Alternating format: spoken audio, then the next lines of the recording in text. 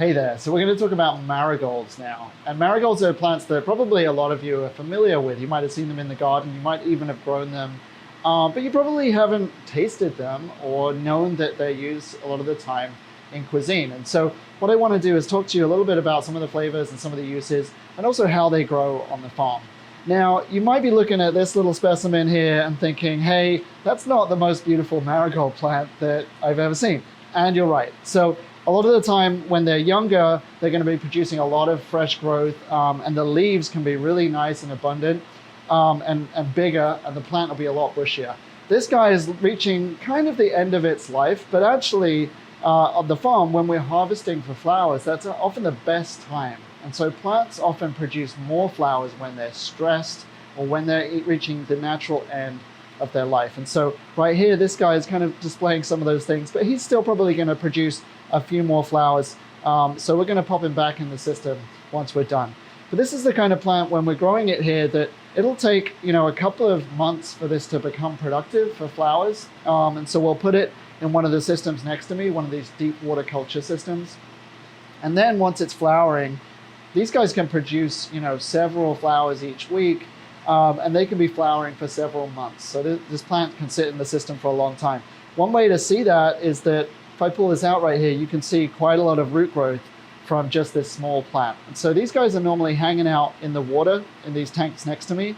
And this shows that this plant's had a healthy, good life. These roots are nice and white, and they're absorbing a lot of nutrients from our system. Okay, so I'm going to pop him back in there, and we will put this back in the system. So no plants will be harmed during the filming of this episode. And so let's talk a little bit about how these are used in culinary applications. And so you'll see that the flower here, it's got quite a big bud and quite a big area here. And so a lot of the time you'll find that chefs will actually just sort of pluck these little petals. And so you might see them, you got to handle them pretty carefully. You might see them kind of scattered on a dish like that. They're not super strong in flavor, I would say, and so they're more about creating a visual appeal. But you'll find that, in terms of culinary applications, a lot of sort of local Mexican dishes will use these flowers. They're used in a lot of Day of the Dead celebrations, for instance, as well. But you'll also find them, they work well in Asian food and other kind of things. And really, in a cocktail, these look great. These floating on there, giving some color. And, you might also see people using the leaves as well. So you might see something like this guy. I'm actually going to tear it off there.